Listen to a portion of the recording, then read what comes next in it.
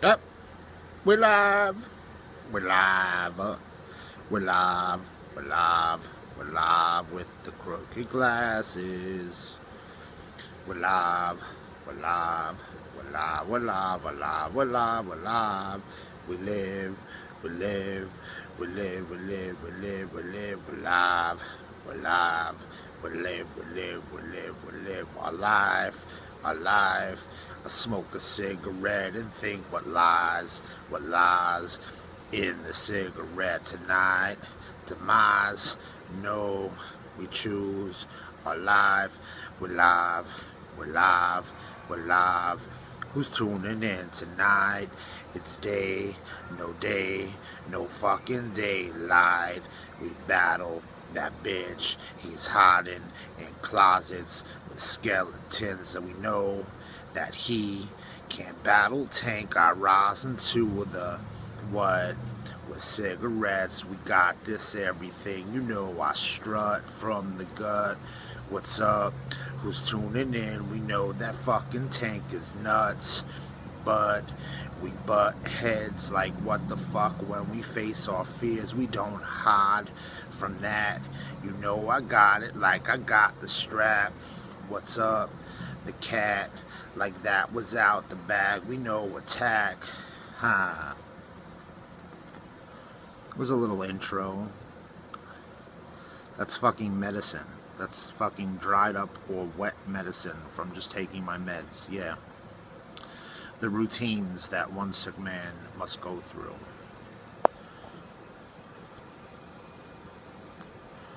And is it any wonder why I gotta have a vice to fucking cope with, on some of that shit? Guys, we're not gonna think too much today, except for the fact that I might blog on the topic about thinking and like the catch-22 of literally thinking, and how at the same time that's our freedom, but at the same time our prison and our paralysis, like the ability to think. Like Viktor Frankl said, the last of the great human freedoms is to choose one's attitude, which to do that involves thinking. So, like, while you could be imprisoned in something, like literally in jail or prison, or jail or prison of like the spiritual realm or reality of what one goes through in the physical world. I'll just spit medicine on the thing. So, like, yes, like, to think therefore I am, Rene Descartes, right? Great philosophers. To think therefore I am, like, and to be and to exist, like, if nothing else, in the paralysis of things, like, the ability to think fucking proves, like, you're alive, like, you're not dead. But at the same time, like, for the movement, think about this, like thought and like deliberation, contemplation. Like, there are even cats that their weapon is they want you to contemplate on something while they're aiming like some weapon at you, and that causes more damage. Like, once they get you to contemplate, then you get stuck. Then you're like, your guard is down because you're thinking about one thing while the enemy has the weapon aimed at you, like on some of that shit.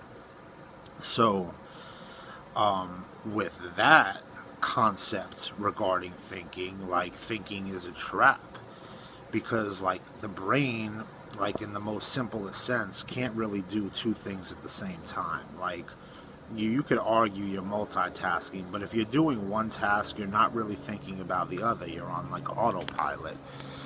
So, like, let's say this fucking meds that's on my lips here, like, to take 3 pills, which I just took for my afternoon medicine, like, it could arguably be a very quick routine or task, right? And I mean, physically, we know you can pick up 1 pill in 1 second, pop it in your mouth and swallow it in another second. That's 2 seconds. So the other 2 pill, I mean, arguably it could be like 6 seconds. Under 10 seconds, you could pick up 3 pills and swallow them. Now, I have OCD, which, I could argue like I can't help, but like to an extent, it's my thinking that puts me in the OCD, which puts me in like a paralysis. Because honestly, it took me at least 5 minutes to take 3 pills, which I just discussed. Plain and simple, should have really taken 10 seconds or less. But it took me 5 minutes because of my OCD routine, which is really my trap of thinking. Now, take that one step further. Think about everything. Like, I could really be arguably very quick, but then I would be on autopilot. So that wasn't quite working for me, because then you just feel like you're floating through space. Because if you're not thinking about anything, then you really are just like a ghost, just moving through time, never really creating that vision of those moments, the memories, and then after the fact having the memory of it. So that's not cool. So somehow I fell into this trap where like I started thinking like real deep about shit. But to open up like your door of your car, like, literally put, have the thought process that most do on autopilot, which is a good thing. I mean, I guess it comes down to there are things you should permit yourself to do on autopilot, and then other things you should be more cautious and think about. But like, just to explain the catch-22 of where thinking can like slow you down in a bad way, rather than move forward with more quickness, where quickness is desirable in the efforts of keeping it moving and moving forward. Like, getting in your car should be about as quick of a process as taking 3 pills of medicine. But if you stop and start really focusing and thinking on your arm and your hand, picking up, placing it on the door handle, focusing on your hand opening the door, focusing on your hand closing the door, just to sit in your seat. Like, the more you think about stuff, in a way, you would think that thinking about it, somehow you focus better and pay better attention to it and like process everything you're doing. But it's like a really fine line where it begins to be both ends of the spectrum. Like, if you don't pay attention to that, you almost miss that moment. But if you pay attention to it too closely, okay, then you also miss the moment. Like, that's like blacking out. You're like losing consciousness because your vision and your sights and your eyes become boxed in what I call the focus box. You literally focus so much that you bubble yourself in and box yourself to then everything around you and like surrounding you. Sorry, I got cars creeping around on patrol. They got tinted windows. Yeah, fuck you. Creeping around my place when I get the snipe on you. No, but seriously, like, let's say there are 5 people around the vicinity of my car, and I'm focusing on my hand on the door, my hand closing the door, and my ass sitting on the seat. Guess what? I just missed focusing on the 5 people that are in the vicinity of my car. Maybe there's a guy on one side of the block, a guy on the other side of the block. Maybe there's someone behind my car on one side of my car. The same way the mind really can't think of more than one task at the same time or thing at once, as arguably as we say we can't be in one place, 2 places at the same time. We can only be in one spot. So, just the dimensions and realms of that, like, take thinking. So you literally, you might hyper focus on like all of your movements, but you're actually slowing yourself down as you pay too much attention to things that should be like autopilot tasks. Like, it was made, the gravitation and gravity of things and the physics of things, where our brains are so complex that, even though our brain is thinking and processing, and so much goes into just a simple thing like opening the door handle of a car and then getting in and closing it, those aren't really things. I mean, stupid, fucking, brilliant, idiot. I call it brilliant idiot because it's so brilliant, but it's so stupid of me Like, I got the brilliant idea to like focus on like stupid things like that, but that became part of the box and the bubble, because guess what? Now, thankfully, I'm also observing what is wrong with those things as I'm allowing myself to make those mistakes. I'm just observing and learning things on my own. I'm like my own private learner. Okay, what I observed and learned as I allowed myself to be so stupid that I focused on things that should be like autopilot processes is I learned that I did miss those things around me. And you have to like choose what's more important. Would you rather pay attention to the fact that you really made those movements? Like it comes down to like reality problems, even more like, I guess, which would fall under mental illness, but like even more than like typical mental illness. It's like it comes down to like on some science shit, like a person with reality problems. Like, why would I have deemed it and esteemed that value or importance to want to make sure that I'm actually the one that was opening my door and I'm actually sitting down in my seat? That's like means I'm in some realm where I'm stuck in like things are like so delusional it doesn't even feel real. So I have to value, confirm, or verify that I am indeed the one doing those things, and therefore engaged in what is normally an autopilot process, and didn't allow myself to do it on autopilot and save energy. I wasted energy, mental energy, focusing on those movements, those physical movements, to ensure that indeed, yes, Jason Lipp, me, like this right here, was doing it, rather than I'm like a dog on a leash and I'm walking through and I'm really a blind man and other people are doing it for me. I know it sounds crazy and it's deep, and it is crazy and it is deep. Okay, what I learned when I gave myself permission to do that was you lose your scope.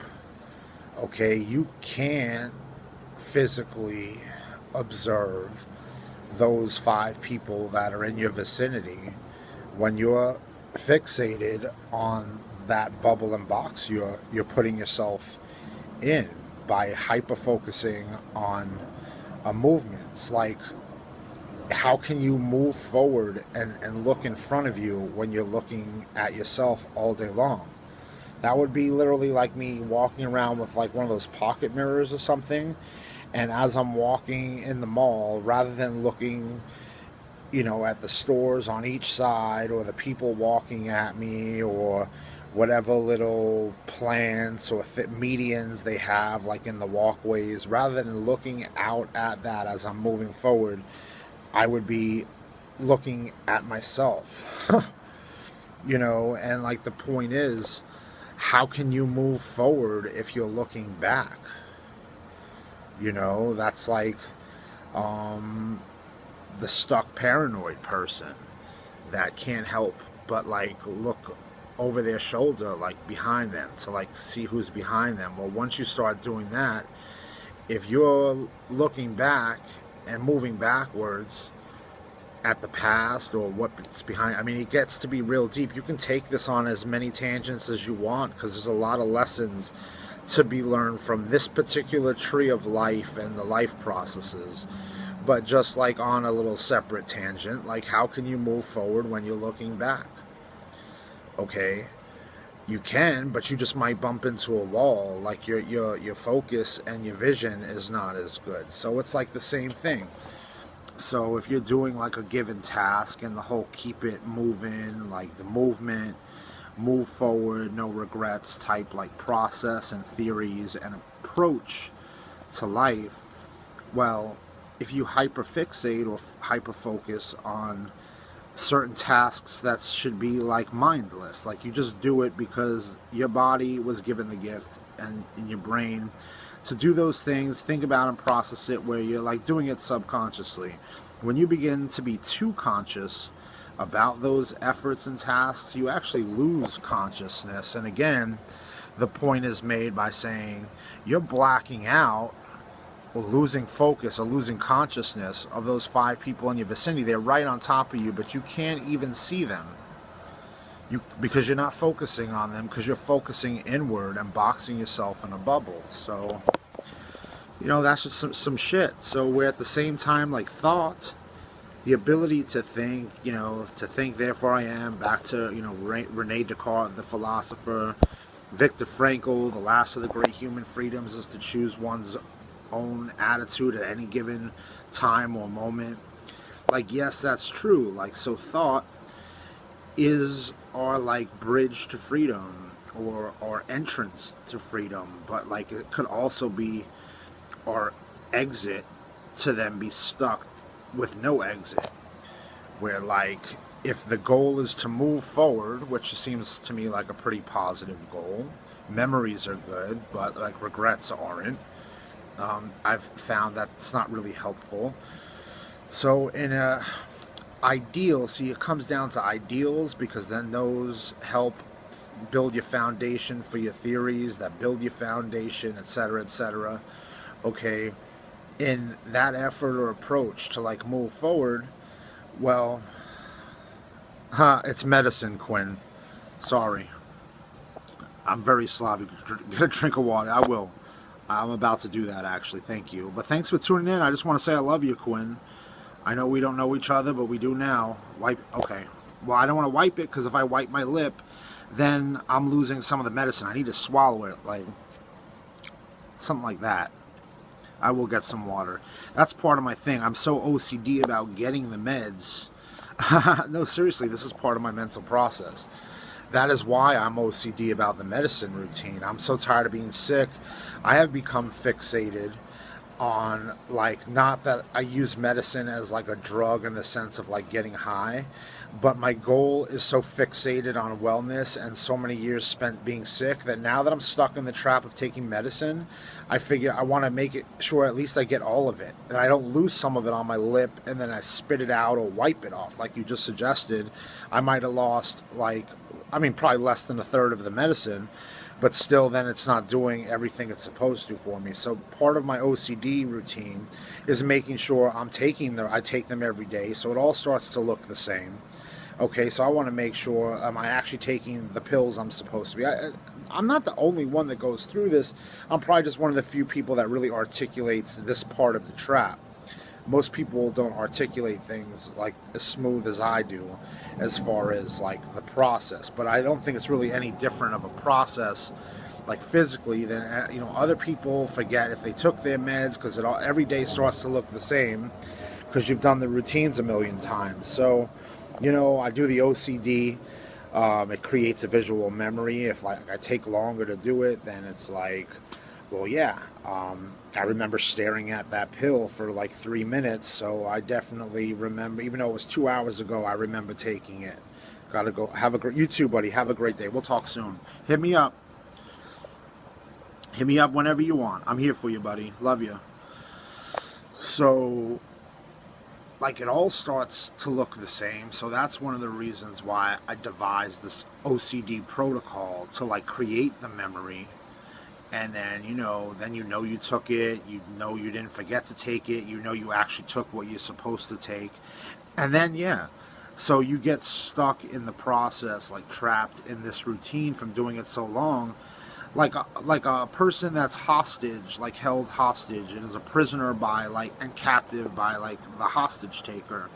You ever heard how they, like, actually develop after a while an adoration for the person that's actually holding them hostage, because there's such like desperation at those moments, like you're so much pleading for your life as your hostage, so it's kind of like kissing ass sort of, and they learn to actually have affection for the person that's really there hurting them. I don't know if you've ever heard of that process. People that are, let's say, held prisoners for like, or slaves or whatever, for like a year by someone, literally has them held captive, right?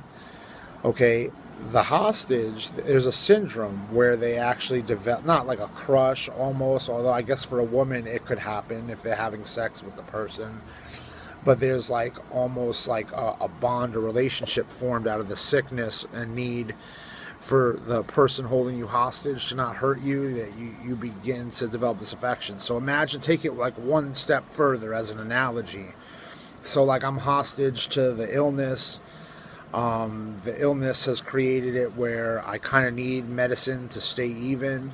So I'm hostage and prisoner and slave to the illness, which then has all these different side processes. Part of one being taking meds to like keep the illness stabilized. So where in my younger ages I was very rebellious, like when my parents were like take my meds, I would lie and say yeah I took them when I didn't, because I didn't want to be part of that. But now I've been sucked into the process for so long that I've taken my meds for so long and see how they do actually offer me a benefit and stability. I've stayed out of the hospital for a while. When I wasn't my meds, I ended up relapsing as far as stability and would go in and out of the hospital. So that has caged me and held me hostage to continuing the meds, even though part of me believes strongly against it. Part of me is angry that I have to be in the predicament where my brain chemistry is such where I need the meds to stay even and stay stable. So, but having witnessed the difference between how well I do with the meds and how sick I get without them, those are like handcuffs now. So now there's like this dedication to ensuring that I not only just take my meds, take the right ones, but make sure I get all of it. Because if you have a pill, okay, and it's, you know, scientifically engineered where you need, and it's a certain amount of milligrams, and that amount of milligrams is if you take the whole pill, and I've got this white shit on my mouth, like how do I don't want to become now OCD and paranoid that I only took 3/4 of the pill. So yeah, well you're like wipe your lip, you got some shit on it, and I know that that's actually the white from one of my pills that I guess I was chewing it in my mouth and it got on my lips. Yeah, I'm not going to drink that water. I'm going to actually lick my lips and make sure I then swallow that rest of that medicine. So, yeah, just another great example here. That was like an impromptu example. I didn't know Quinn was going to ask me that and prompt me with that. That's just another great example of thought, where like thought can be like your bridge to freedom, or it could be like your drawbridge, or what do they call your trap door to like more imprisonment. So like freedom versus like a prisoner or a slave, and thought is like the middleman for like either route, you know. So thinking is actually a catch-22 in the effort of moving forward. And you know, again, as I mentioned, what should have been a 10-second or less medicine routine where I take my afternoon pills, because of all these quirky like thoughts related to the process, it becomes a 3 or 4 minutes. Now, in reality, in a 24-hour day, what's 3 or 4 minutes? I'm not working an 8 to 5 job. And if all that OCD and thought and fixation gives me the peace of mind that I've done everything I can without any mistakes made along the way, so that I eliminate the chance of anxiety attacks and panic attacks regarding this stuff, or just in general panic attacks that I'm getting sick or something in the middle of the day, then I've decided that that 3 or 4 minutes is worth it, versus just taking it quick in 10 seconds and then doubting because I made no visual memories of anything, of mental pictures in my mind of having actually taken the right pills.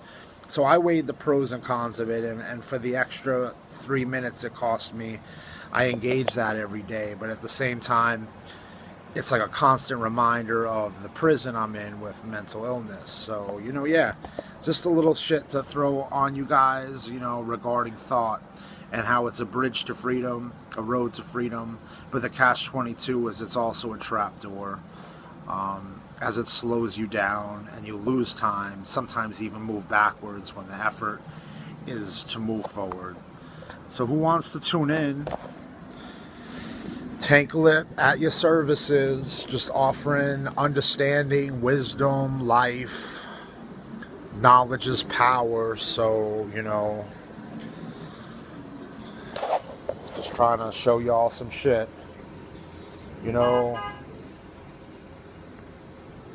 Actually, I gotta go, guys. I got someone Someone is trying to get my attention. I'll talk to y'all later.